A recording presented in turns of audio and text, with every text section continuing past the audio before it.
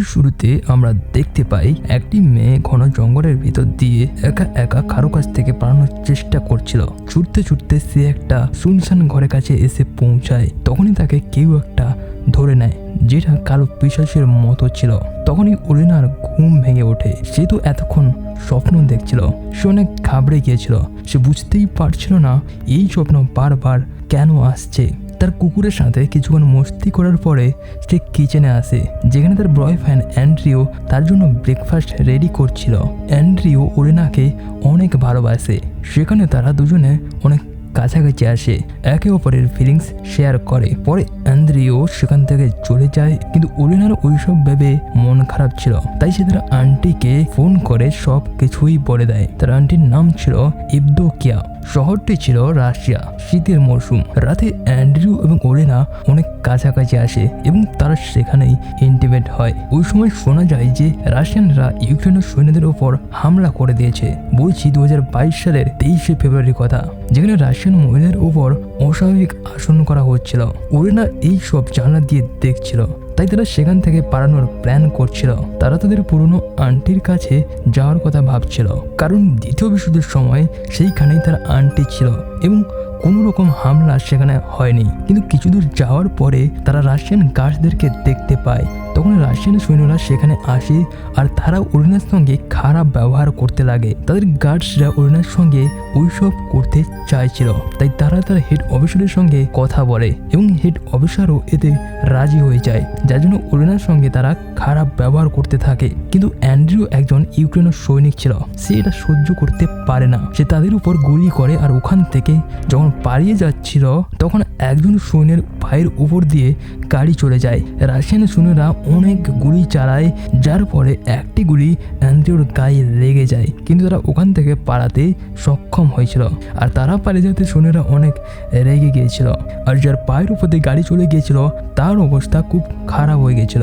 অন্যদিকে অ্যান্ড্রিউ এবং ওলেনা তাদের সেই আন্টির বাড়িতে আসে। তার কুকুরটা অনেক ঘায়েল হয়ে পড়েছিল, তাই সে তাকে ইভদোকিয়ার কাছে দিয়ে দেয়। কিন্তু তার মনে আসে যে অ্যান্ড্রিউর গায়েও গুলি লেগেছিল। সে অ্যান্ড্রিউকে গাড়ি থেকে বের করে আনে এবং সেখানে শুয়ে দেয়, কিন্তু সে সেখানেই মারা যায়। এবং সেই কালো বিশাল আকৃতির সেই পিশাচ বা উইচ এখানে এসে অ্যান্ড্রিউকে তার সঙ্গে নিয়ে যায়, যেটা ওলেনা বারবার ধরে এই স্বপ্নটাই তো দেখছিল। অন্যদিকে সৈন্যরা তাদের মৃত লাশদের ঠিকানা করছিল। তারা অদ্ভুত আওয়াজ শুনতে পায়, কিন্তু সৈন্যদের মনে কোনো দয়া মায়া বা আবেগ ছিল না, তাই তারা এসবে কোনো কিছুই মনে করে না। আগামী দিন ওলেনা অ্যান্ড্রিউর বডিকে সাফ করছিল। আসলে ওলেনা অ্যান্ড্রিউকে অনেক ভালোবাসত। সে ইভদোকিয়াকে বলে যে বহুবার সে জন্ম নিয়েছে, বহু মানুষের মৃত্যু দেখেছে, কিন্তু এত দুঃখ তার কোনো দিন হয়নি, কারণ সে একজন সাধারণ মহিলার মতো অ্যান্ড্রিউর কাছ থেকে ভালোবাসা পাচ্ছিল, যেটা থেকে আজ পর্যন্ত কেউই দিতে পারেনি। আর তার সাথে আগামী মাসে তার বিয়ে হওয়ারও কথা ছিল, তাই সে প্রতিশোধ নিতে চাইছিল। ইভদোকিয়া তাকে বোঝানোর চেষ্টা করে এতে তার জীবনের ঝুঁকি হতে পারে, কিন্তু সে একটা অস্ত্র নিয়ে একটা সিক্রেট দরজা ভেঙে তার ভিতরে যায়। আর এটা ছিল উইচ মানে পিশাচের গোপন ঘর। আর এতক্ষণে নিশ্চয়ই বুঝে গেছো যে ওলেনা কোনো সাধারণ মেয়ে ছিল না। সে একটি আয়নার সামনে গিয়ে তার সমস্ত পোশাক ফেলে দেয়। তারপরে সে তার ট্যাটুকে দেখে, যেটাকে আয়নায় দেখলে দেখা যায় সেটি আসলে একটি শিকড় পরানো লক ছিল। সেটাকে সে কেটে ফেলে দেয়, যার পরে তার সমস্ত শক্তি ফিরে আসতে লাগে। অর্থাৎ অ্যান্ড্রিউর ভালোবাসার কারণে সে নিজেকে একজন মানুষ হিসেবে রাখার জন্য এইভাবে নিজেকে বেঁধে রেখেছিল, যাতে তার শক্তি না থাকে, কারণ অ্যান্ড্রিউ তাকে অনেক ভালোবাসা দিয়েছিল। তারপরে আমরা দেখতে পাই তার সমস্ত শক্তি বিদ্যুতের মতো সারা শরীরে ছড়িয়ে পড়ে। অন্যদিকে সৈন্যদের হেড তাকে বলে যে খাবার আসার ট্রাক ইউক্রেনীয়রা থামিয়ে দিয়েছে, তাই এখন তাদের যে কোনোভাবে খাবার সংগ্রহ করতে হবে। আর তার জন্য তাদের যতটা নিচে যেতে হয় তারা যাবে। তারা সাধারণ লোকেদের উপর হামলা করে তাদের খাবার নেবে, এই সিদ্ধান্তে তারা আসে। তারা ট্যাঙ্কার নিয়ে একটি বয়স্ক লোকের বাড়িতে আসে। সেই বয়স্ক লোক তাদেরকে রুখতে চেষ্টা করছিল, কিন্তু তারা তাকে মারধর করে জোর করে তার বাড়ির ভিতরে প্রবেশ করে এবং সেখানে গিয়ে তারা কাটিয়া নামের একটি মেয়েকে দেখতে পায়। তারা তার সঙ্গে এতটাই খারাপ ব্যবহার করে যে যেটা বলে বোঝানো সম্ভব নয়। মানে কি বলছি বুঝতেই পারছো।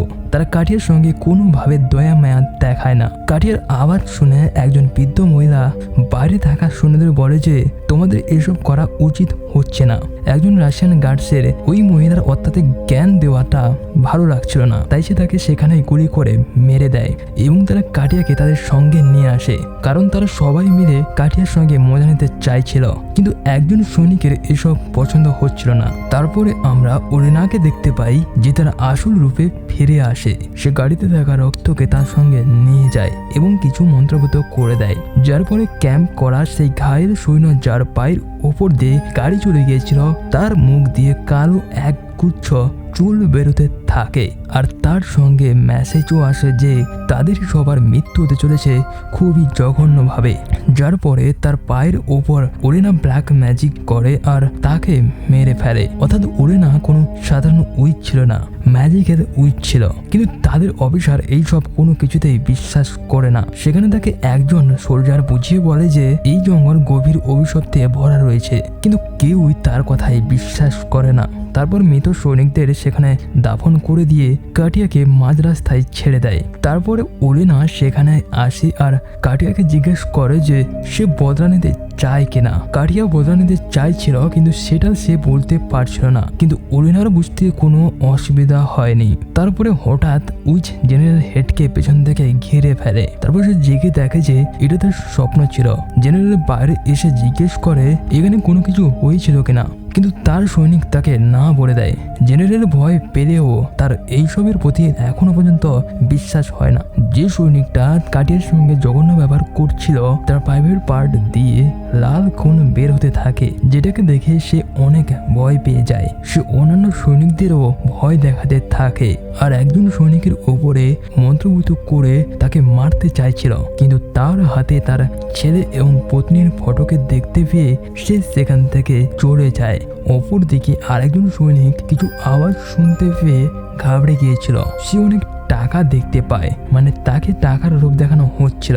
পরের দিন সকালে সবার ফোনে সেই মেসেজ আসে যে তাদের বিরহভাবে হত্যা করা হবে। তারপরে সৈনিকদের একজন এসে জেনারেলকে বলে যে জঙ্গলে সে কিছু একটা দেখতে পেয়েছে।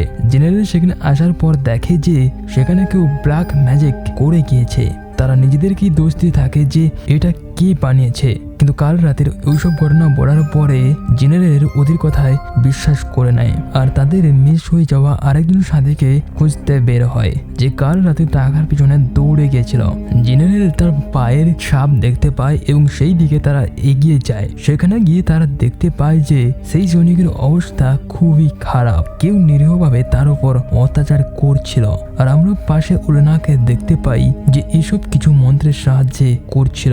একজন সৈনিক তার এই অবস্থা দেখে সে তাকে বাঁচানোর জন্য এগিয়ে যায়, কিন্তু সেখানে বোম পিট করে থাকায় সে ব্লাস্ট হয়ে যায় এবং যে কারণে বাকি সৈনিকেরা তাকে বকাঝকা করে, কারণ তার কারণে বোমটা ব্লাস্ট হয়ে গিয়েছিল।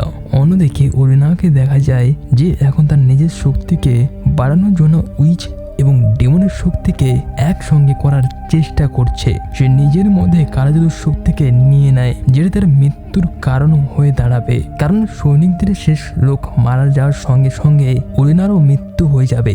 অপরদিকে এবদোকিয়া দেখতে পায় যে কালো পাখি আকাশে ঘুরে বেড়াচ্ছে আর তারা একে একে মাটিতে পড়ে যাচ্ছে, যেটা অশুভ সাইন ছিল।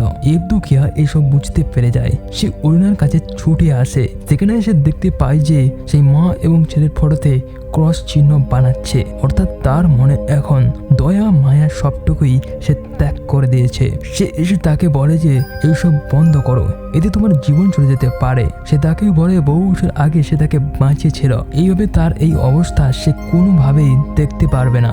আর এতে জীবনের ঝুঁকিও রয়েছে। কিন্তু ওলেনা এসবে মানা করে দেয়, কারণ এন্দ্রিও তাকে এমন ভালোবাসা দিয়েছিল যা তাকে অনেক আঘাত দিয়েছে, আর তার জন্য সে কোনো কিছু শুনতে রাজি নয়। আর সব থেকে বড় কথা হলো সে প্রতিদিন আরো বেশি করে শক্তি জোগাড় করছে, যা তাকে মৃত্যুর দিকে নিয়ে যাবে।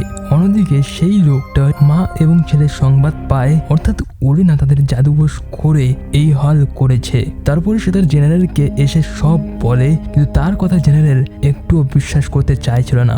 সে মানতেই চায় না যে উইচ বলে কোনো কিছু হয় বলে। তারপরে সেই সৈন্য রেগে গিয়ে ট্যাঙ্কারে উঠে পড়ে, আর উঠে গিয়ে দেখতে পায় যে সে সেই পিশাচকে তার সামনে দেখতে পায়। সে তাকে যেখানে সেখানে দেখা দেয়, যার ফলে সে সৈন্য তাকে মারতে গিয়ে তাদের সৈন্যকেই মারতে শুরু করে এবং একটা জায়গায় গিয়ে গাছে করে ধাক্কা মেরে দেয়। পরে সে বেহুশ হয়ে যায় এবং বাকি সৈন্যরা তাকে বের করে আনে, তার সঙ্গে টর্চার করে, কারণ সে নিজেদের সৈন্যদের মধ্যেই গাদ্দারি করেছে।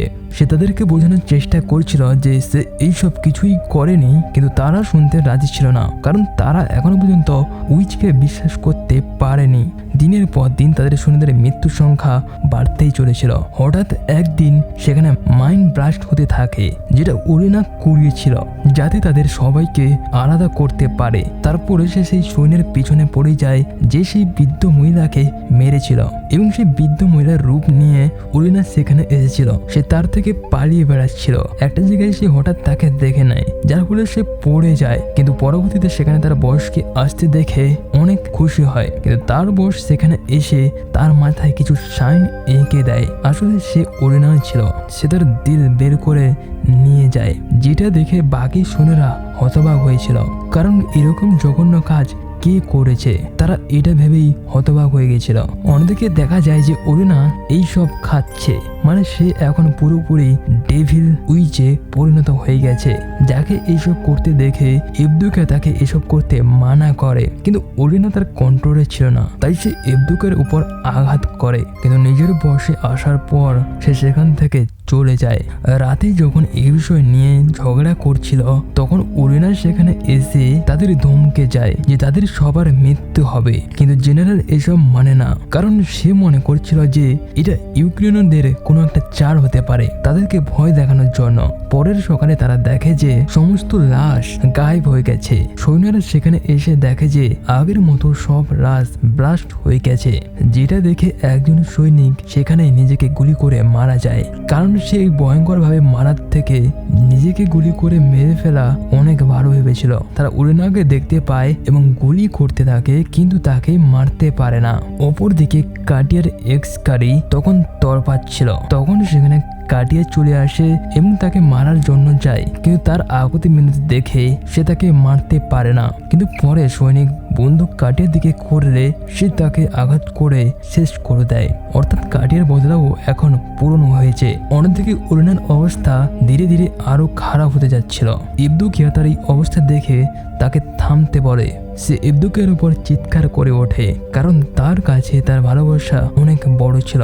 অন্যদিকে একজন সৈন্য এসবে ভড়কে গিয়ে তাদের বলে যে তাদের এখান থেকে চলে যাওয়া উচিত। তার কথা কেউ না শোনায় সে এখান থেকে একা চলে যেতে লাগে, কিন্তু জেনারেল রেগে গিয়ে তাকে পেছন থেকে গুলি করে দেয়। আর সে সৈন্যদের বলে যে যে পালানোর চেষ্টা করবে তার এই হাল হবে। তারা তাদের কাতিলকে খুঁজতে খুঁজতে ইবদুকিয়ার বাসা অব্দি পৌঁছে যায়, কিন্তু তারা কাউকেই দেখতে পায় না। সেখানে জেনারেল এবং আরেকজন সৈনিক সেই গোপন ঘরে প্রবেশ করে। এদিকে বাইরে কিছু একটা নিয়ে দুজন সৈনিকের মধ্যে মারামারি শুরু হয়ে যায়, আর তাদের মারামারির মধ্যে একজন সৈনিক দয়া দেখিয়ে তাকে না মারলে সে কুয়োর কাছে এসে পানি পান করতে যায়, কিন্তু আরেকজন সৈনিক এতটাই রেগে গেছিল যে তাকে সেখানেই গুলি করে মেরে দেয়। অন্যদিকে জেনারেলরা অদ্ভুত সব জিনিস দেখতে পায়। তারা ওলেনাকে দেখতে পায় যে মন্ত্র পড়ছিল। তারা তাকে দেখে গুলি করতে লাগে, কিন্তু তার সেই সাথে গলতে শুরু করে। সে জেনারেলের দিকে আসছিল এবং যাকে দেখে জেনারেল তাকে মেরে ফেলে।